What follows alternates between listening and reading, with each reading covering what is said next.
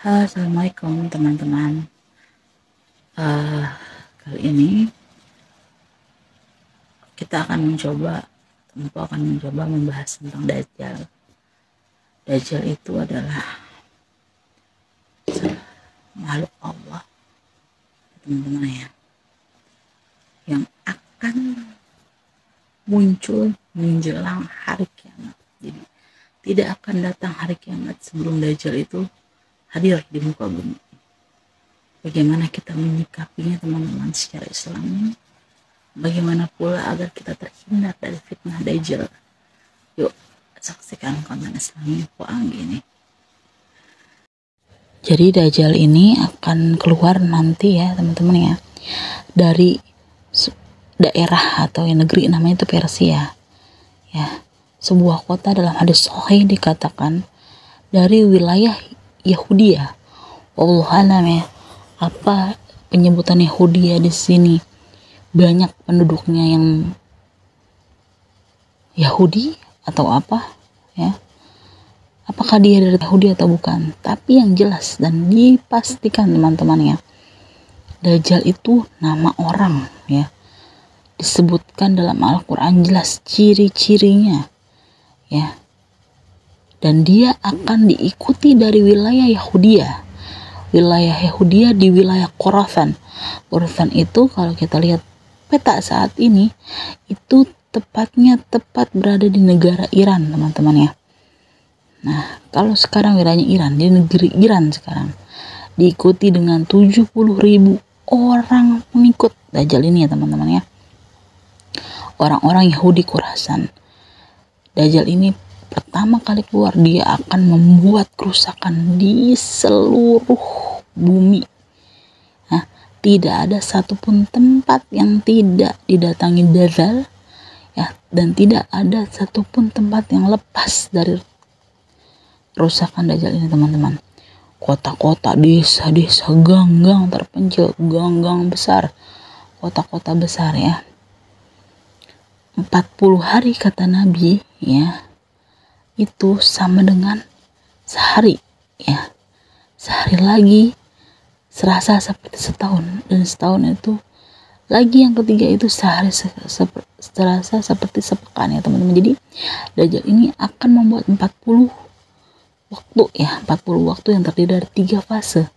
Fase pertama seperti setahun, fase kedua seperti sebulan, dan fase lanjutnya itu seperti sepekan, seperti hari kita biasa dalam seminggu teman-teman ya. Auzubillah min dzalik. Ulama hadis sangat amat menjelaskan bagaimana kedatangan Dajjal itu ya teman-teman ya. Jadi Dajjal akan buat kerusakan dalam setahun ya, 2 bulan, 2 pekan. Seluruh bumi akan dimasuki oleh Dajjal, tidak tertinggal, pokoknya nggak ada yang ketinggalan teman-teman. Auzubillah min dzalik. Tapi ada 2 kota yang tidak bisa dimasuki oleh Dajjal, yaitu Mekah dan Madinah Al-Mukarramah ya. Baru saja Dajjal berusaha masuki, di setiap pintu-pintu gerbang kota Mekah dan Madinah, malaikat sudah siap ya dengan segala pedang untuk menghunus Dajjal dan pengikutnya ya. Hadis riwayat sahih untuk menghalau Dajjal agar tidak bisa masuk. Nah, di sini kan pasti ada pertanyaan ya, kok bisa sih orang itu mau mengikuti Dajjal? Padahal kan Dajjal awalnya datang saja sudah membuat kerusakan. Nah, ini kita akan bahas tentang fitnah Dajjal.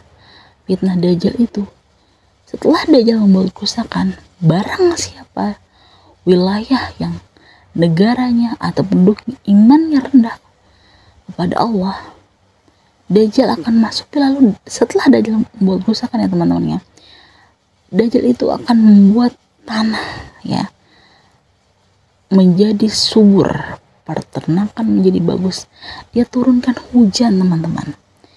Bagi muslim atau muslimah yang memiliki iman yang rendah, dia akan tertarik, oh iya, Dajjal ini orang hebat ya, Dajjal ini sakti. Lalu iman yang tipes ini kepada Allah Subhanahu wa taala akan bergeser, teman-teman. Ya. Itulah fitnah keji Dajjal. Sedangkan untuk wilayah-wilayah yang penduduknya mengimani Allah Azza wa Jalla dengan setulus-tulusnya, dengan sebersih-bersih dan sebaik-baik iman Islam, Allah juga akan memberikan sedikit cobaan, yaitu dengan apa? Dengan kekeringan, teman-teman.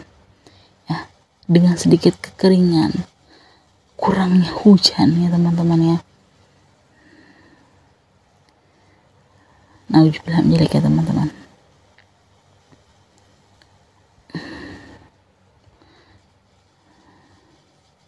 Jadi dari sini aja kita bisa melihat, ini baru awal-awal ya teman-teman ya, fitnah Dajjal ini terjadi di muka bumi ini. Bagaimana seharusnya sikap Islami kita ya teman-teman ya, menyikapi fitnah Dajjal di hari zaman ini. Auzubillah min dzalik, ya teman-teman. Lalu ya, aman dong ya orang-orang yang berlindung di kota Mekah dan Madinah, karena kan Dajjal nggak bisa masuk. Jangan salah teman-teman, Dajjal ada sebuah bukit ya, putih. Kalau sekarang di Mekah dan di Madinah sudah terlihat tuh gunung itu warna putih. Nanti Dajjal berdiri di situ, menghentakkan kakinya ya, membuat gempa-gempa kecil ya teman-teman ya.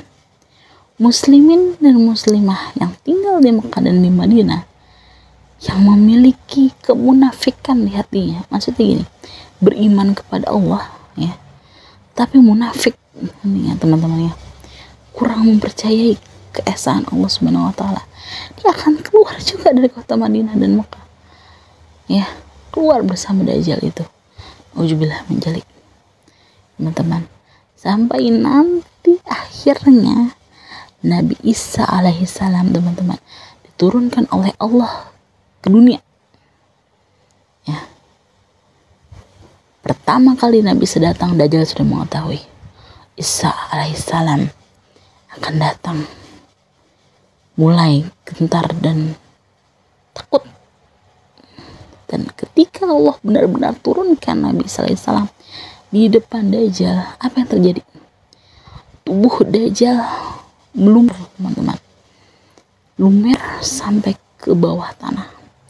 Di situ pengikut Dajjal kaget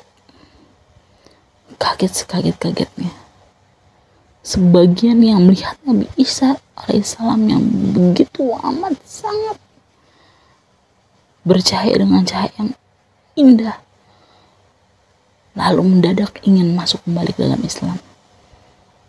Pohon, tumbuhan, dan hewan bersaksi semua bahwa inilah Isa alaihissalam ya.